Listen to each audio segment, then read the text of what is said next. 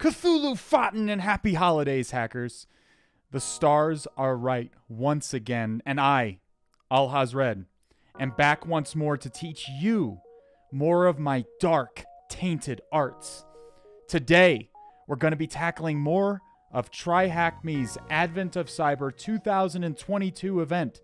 Specifically, this video covers Day 10, You're a Mean One, Mr. Yeti, in which we're going to be hacking a game, my friends, a video game.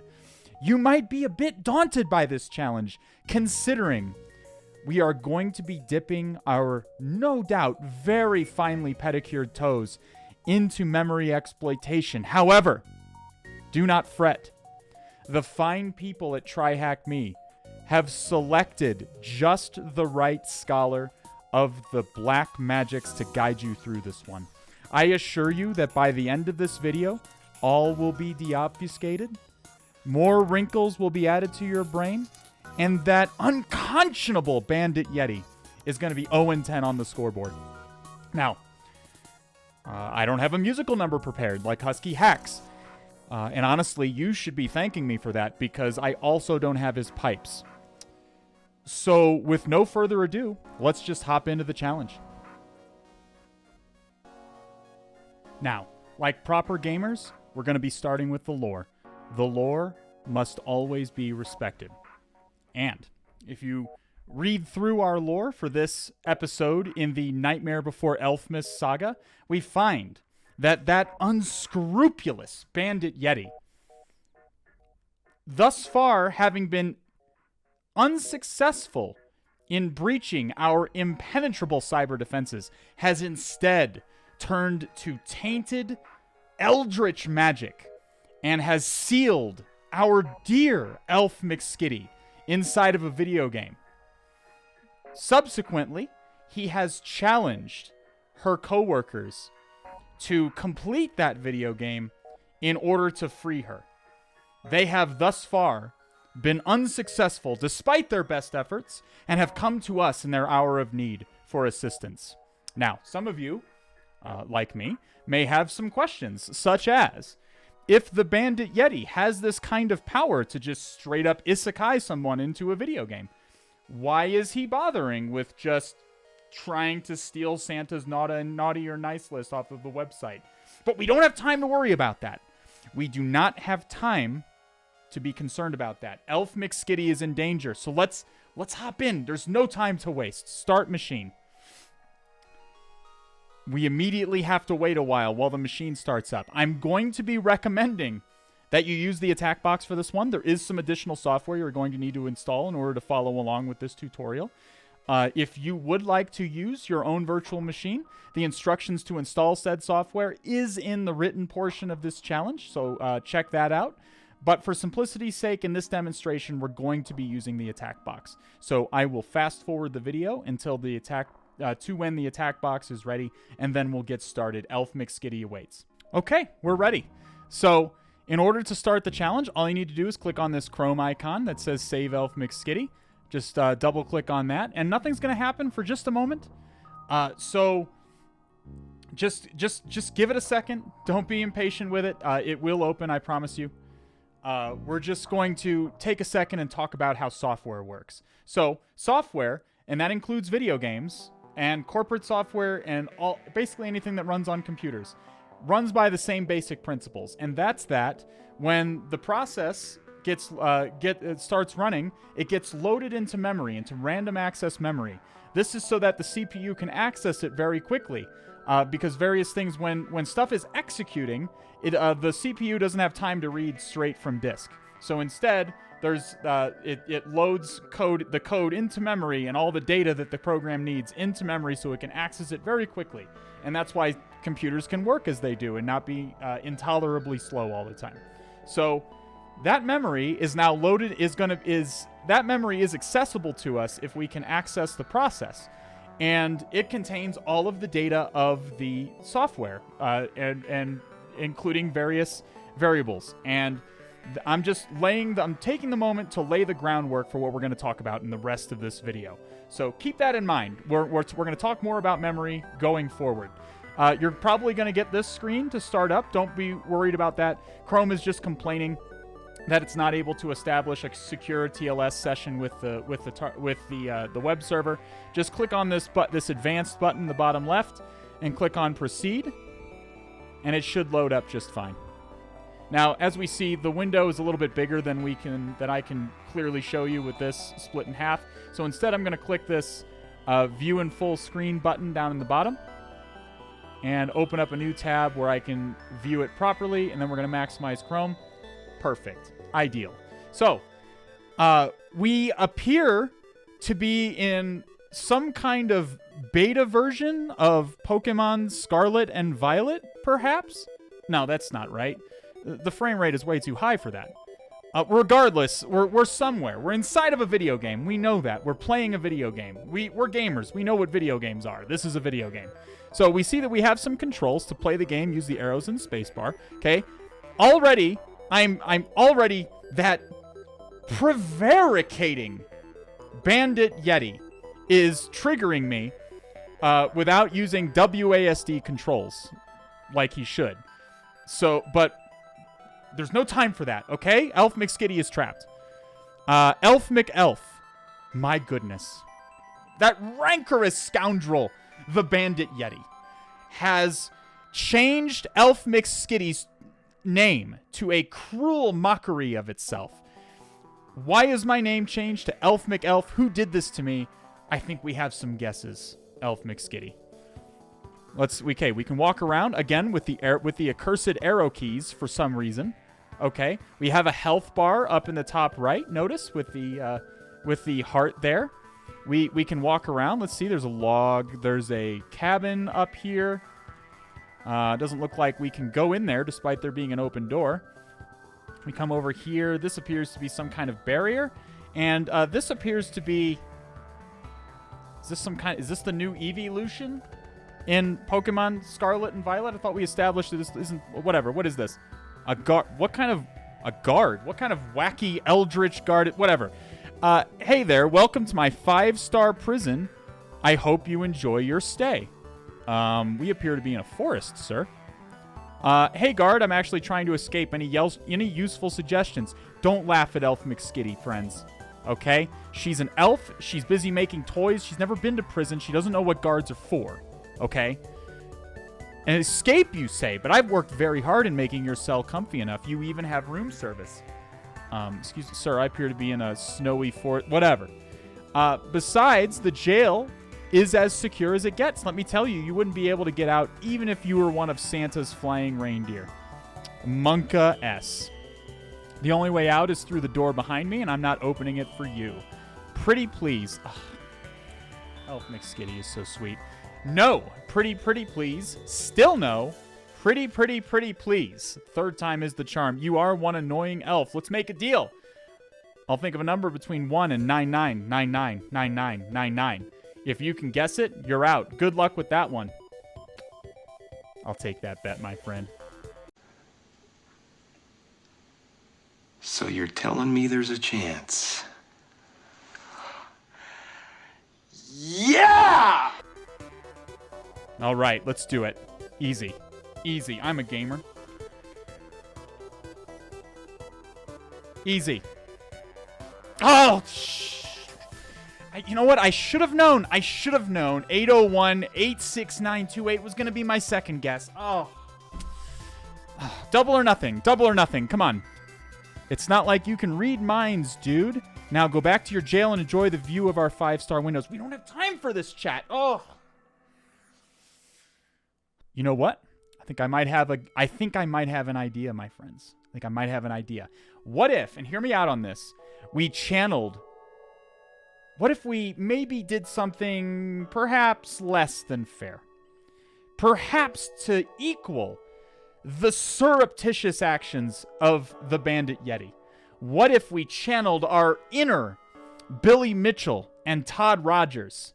We're going to flip and cheat, my friends. So, as I said, software runs, when software is executing, it has memory. And that memory is accessible to us, and we can read it if we have the appropriate tools. It's all in binary, and it's all just a formless mess to us, okay? We're not a computer. We can't properly read it.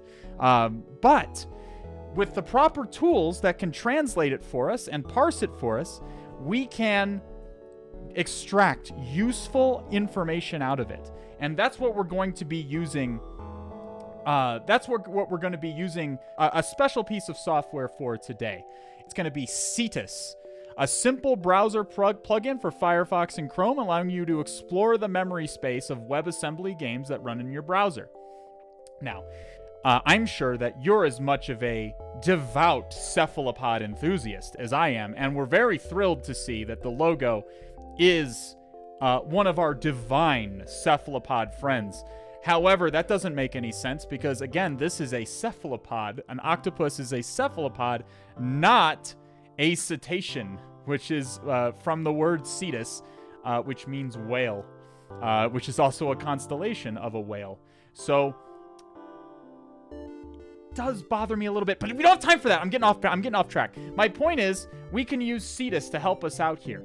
Click on these little 3 dots in the top right of Chrome, and you're going to scroll down to More Tools, and then to Developer Tools. And you're going to see this tab open up on the right. Now, up here with these tabs, you're going to click on these little arrows and scroll down to Cetus. And Cetus is going to open for us. So, this is Cetus. Cetus is a very simple and easy to understand program. It has a number of functions that are in these tabs.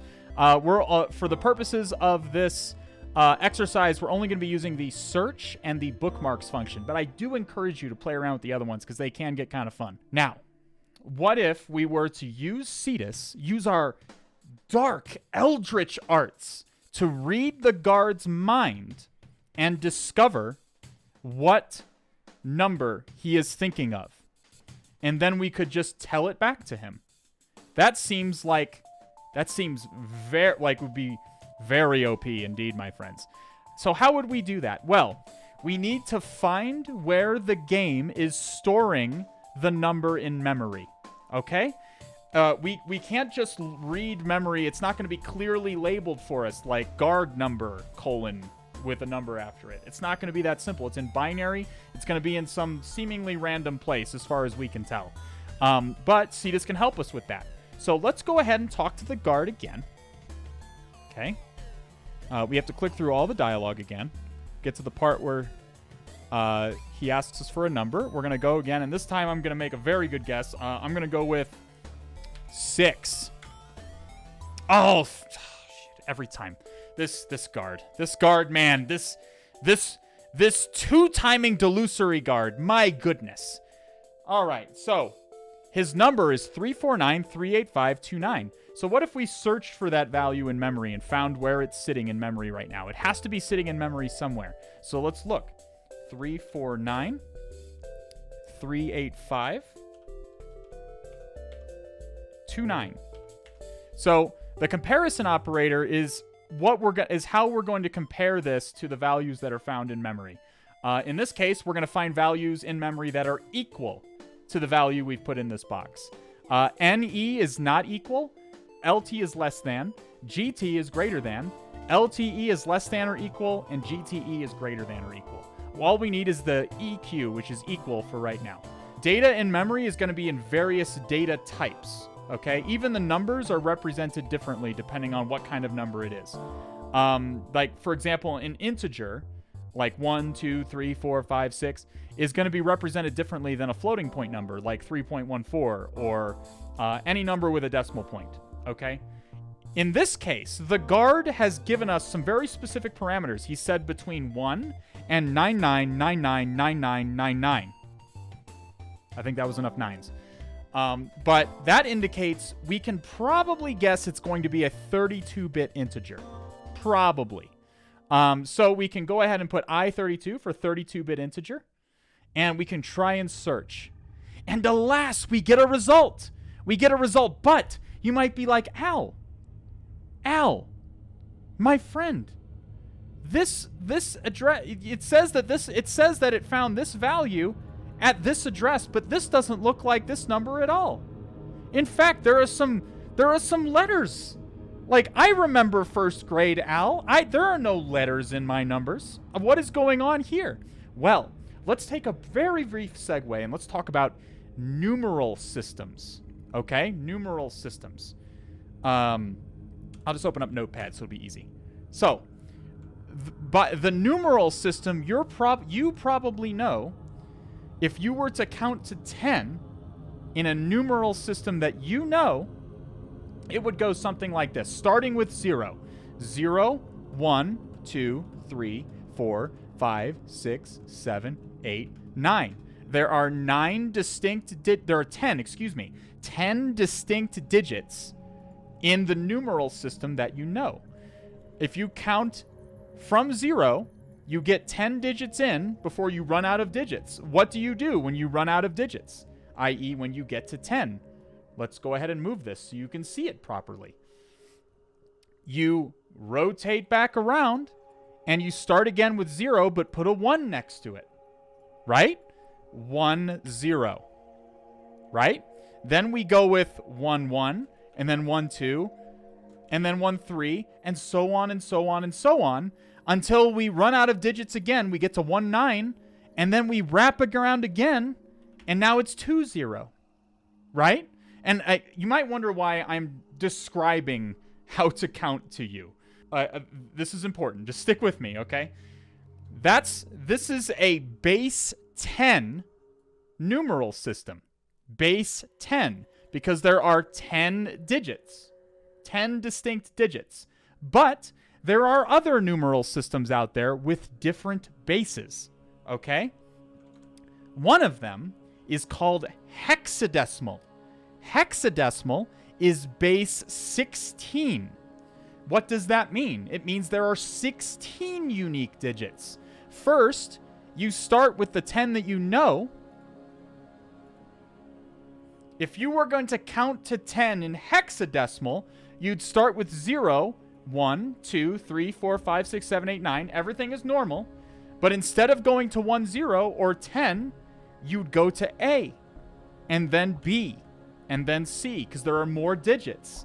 D, E, and F. There are 16 digits in hexadecimal.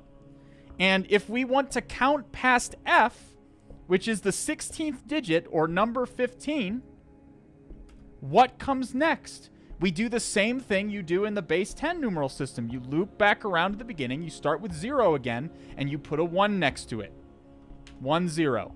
So 10 in hexadecimal equals 16 in decimal. Does that make sense? Decimal. That's what decimal means. Decimal means base 10. Hexadecimal is base 16. Okay? Now you might wonder why we'd use this numeral system that's clearly been invented by the Elder Things. Why would we use this? Well, so bits and bytes tend to come in multiples of 8 because there are 8 bits to a byte. And so for that reason, it becomes convenient to represent binary data in hexadecimal rather than decimal. Okay? That's why we're going to be seeing a lot of numbers in this particular walkthrough that are in hexadecimal rather than decimal. So don't be thrown by that. Numbers are all the same. Numbers are numbers. 6 is 6. 10 is 10. Like, this number 10 in decimal is equal to A in hexadecimal. But these are not different numbers. These are the same number. They're the exact same number. You're just maybe seeing them through a different lens, perhaps. Okay? It's just a different way of representing the exact same value. Okay? Same value. All right? So don't be lost by this. What we're seeing, these values are indeed the same. It's just that this is the hexadecimal representation of this number. And you might say, well, Al, how can we convert? Because I don't want to count all the way to whatever this is in hexadecimal just to make sure it equals this. Obviously not. There are many tools online that will help you with this. Okay? So I'm going to show you one of my favorite ones, which is CyberChef. Okay? CyberChef. So CyberChef has a huge number of functions. I highly recommend you check this software out if you haven't yet. It's super, super good. it can do all kinds of conversions and operations on things, and it's all in your browser. And you can also download it locally if you prefer. So let's take our hexadecimal number. Let's put it into CyberChef, and we can convert it to a different base. We can search for the from base, bring it over here, and we just need to change this number to 16. Because we're converting from base 16, which is hexadecimal, to decimal. And we see 349,385,29, which does indeed equal that number. Okay? So don't be thrown by the hexadecimal. It's just numbers. It's just numbers, and you can convert them to decimal if it's more convenient. Okay? All right. So, what do we do now, my friends? Well, we know that the guard's number is going to be stored at this memory address. The memory address is not going to change. It's going to be stored at this address every time so that the computer knows where to find it. If it changed every time, the game would not know where to find it. So instead, it's stored at the same place every time so that the software can retrieve it. So we can click this little icon on the right, this little purple icon, to bookmark it. We can make a note of this address, and it'll appear in our bookmarks tab. And we can see it's right there now. Okay? So I'm just going to reset it. Sometimes CDIS can behave a little strangely, so I'm just going to make sure to reload that tab. All right, so we click through. All right, now let's talk to the guard again. All right? And notice what happened, my friends. As soon as we talked to the guard, what happened? This value changed, didn't it? It appears that the game has calculated a new number for us. So why don't we take this number, we put it into CyberChef just like we did that other one, and we get 87178438. And I bet you that that's the number that's going to get us past this guard, okay? So let's click through all this until he asks us. And then 87178438. My goodness. We've done it. We've read the guard's mind, and he is clearly stupefied by it. You got it, but how? What kind of dark magic is this? Are you just an elf or a witch? Stop reading my mind. I'm opening the door. Stop messing with my head. Unfortunately, I think we're going to mess with his head a little bit more, my friends, because I'm going to show you a different way to do it, okay? There's actually a couple of ways you can solve this challenge, okay? Before we proceed, let's go ahead and let's reload the game. This address will stay bookmarked. It's not going to change. We're going to reload the game, okay? All right, so we're starting over again. Elf McSkitty talks. We walk around. We notice the guard has closed the door again, okay? Let's talk to the guard. Hi there. Welcome to my 5-star prison. Hope you enjoy your stay. Now, before we proceed, notice that yet again, the number has changed. My goodness. What's happening there? But what if, instead of just reading the number out of memory, we could change it to whatever number we wanted? How about that? And we do indeed have that kind of power. Why don't we just change it to 696969? Nice. And if we click off, CDIS will do us the courtesy of converting that to hexadecimal for us. Okay? So we've changed the value in memory now to whatever we want, really. It just needs to be a 32-bit integer. Okay? So let's click through this again.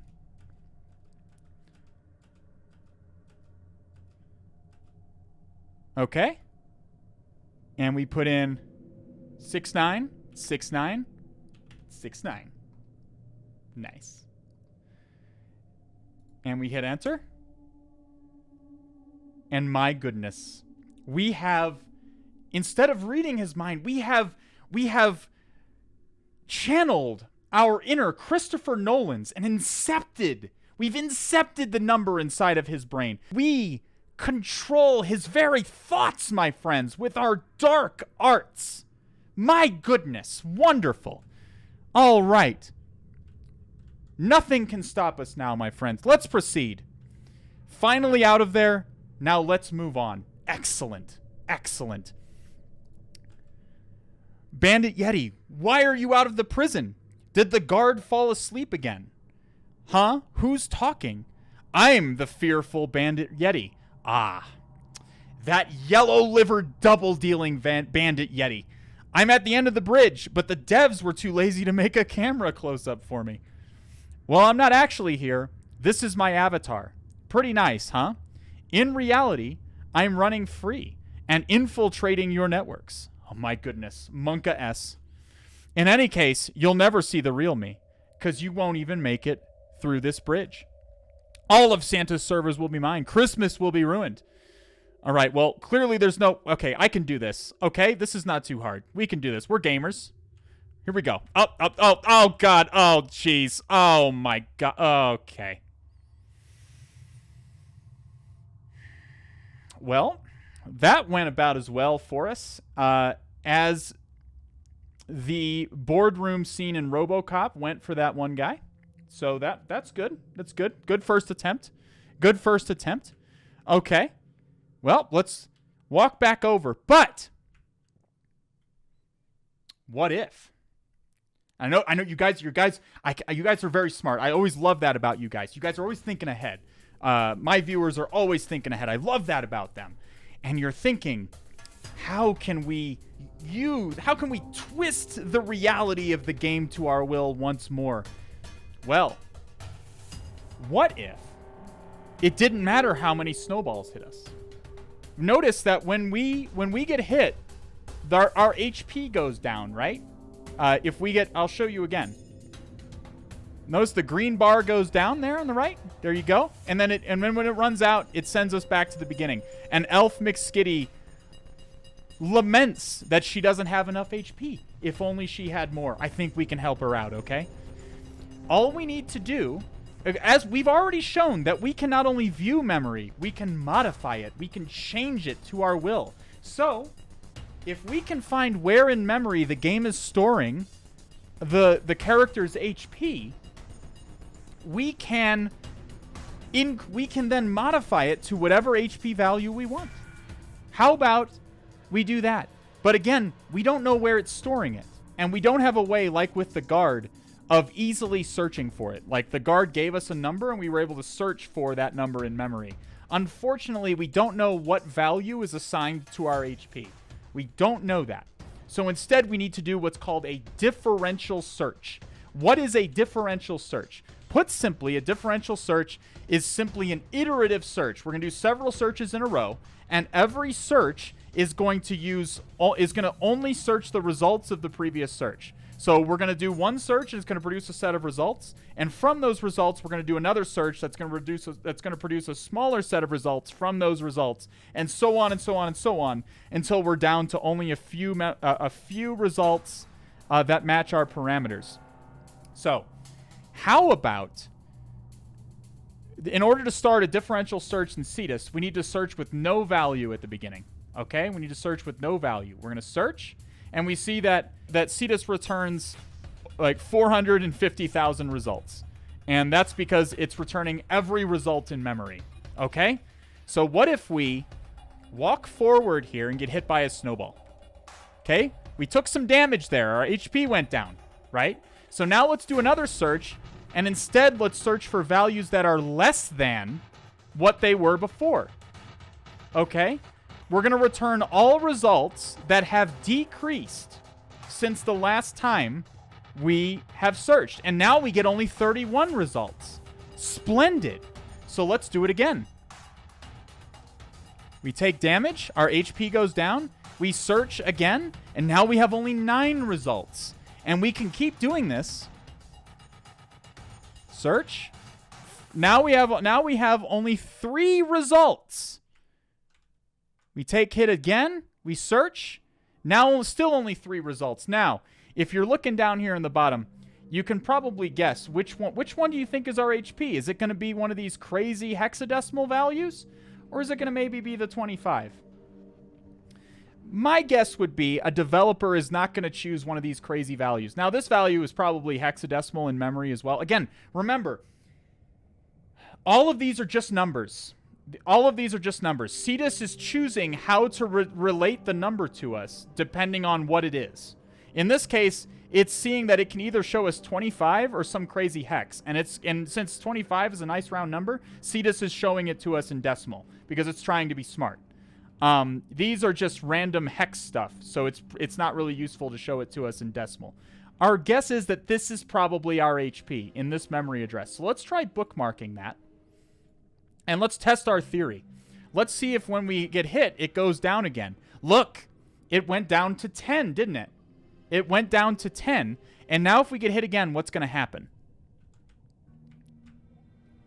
And we get sent back, and now it's 100.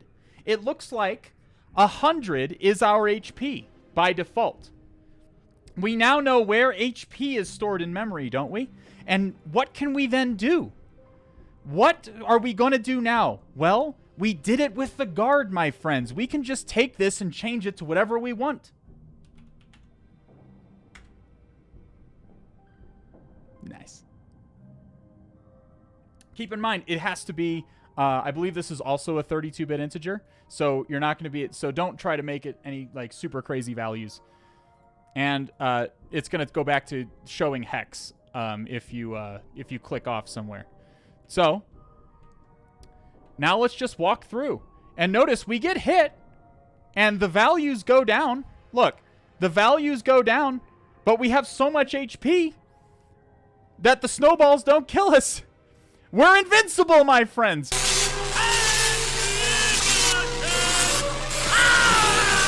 We're like my brother at age 8 when he did the old man Cinnabar Island glitch in Pokemon Blue. You guys remember that? And he for some reason got like a level 300 Mewtwo, like alongside Missigno. And no, I'm not bitter about that still. Why are you asking? Anyway, all right, we proceed across. None of these snowballs can defeat us. We're walking right across. I didn't expect you to get this far. Prepare to face my ultimate spell. The bandit Yeti cloud that shoots snowballs from a cloud. Oh my god. Not 5, 6, 7, 6 snowballs. My goodness. How did we survive that harrowing encounter?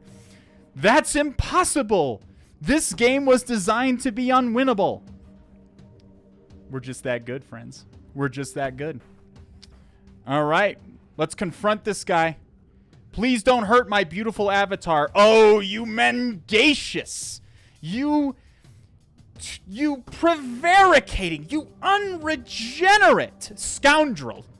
You errant rogue. Here, I'll restore your name. Elf McSkitty. My goodness. That guileful, delusory, insubordinate, and churlish. I just don't even have words for him anymore. He added an additional D. Oh, and Elf McSkitty gets her name racked correctly, and we get our flag. TryHackMe in all lowercase, Yeti, Yeti, Yeti, flag, flag, flag, in brackets. Perfect. We have our flag. Now, at this point, you may realize we didn't get the previous flag. You need to talk to the guard a second time to get that previous flag, and I just forgot to do it. So, we're going to do what's called a pro gamer move and BM this guy. Here we go. We're BMing. These snowballs do not affect us, okay? Alrighty. I'm not thinking about anything. Go away. Flag is TryHackMe, open brackets, 5 _ star _ capital FL 4GZZZ, close brackets. Perfect. We have our flags. And that's it. We've rescued Elf McSkitty. We're all done, my friends. With that, we've completed yet another challenge from Advent of Cyber 2022. I really appreciated this brief but very enjoyable foray into memory manipulation and exploitation, and I hope you learned something from this walkthrough, or more than one thing even. As always, if you have questions, drop them in the comments below, or reach out to me on Twitter or Discord, and I'd be more than happy to help. If you liked what you saw, please feel encouraged to like, subscribe, hit the bell, and so on. It helps me out more than you can possibly imagine as a content creator. You can most often find me live streaming at twitch.tv/allhasred. I do hack challenges just like this one 3 times a week, but I also make YouTube videos to teach and entertain on this platform as well. I hope you're enjoying Advent of Cyber this year. I certainly am, and I hope you'll keep hacking and learning all the way up through Christmas and beyond. Merry Christmas, Cthulhu fhtagn, and I'll see you again when the stars are right.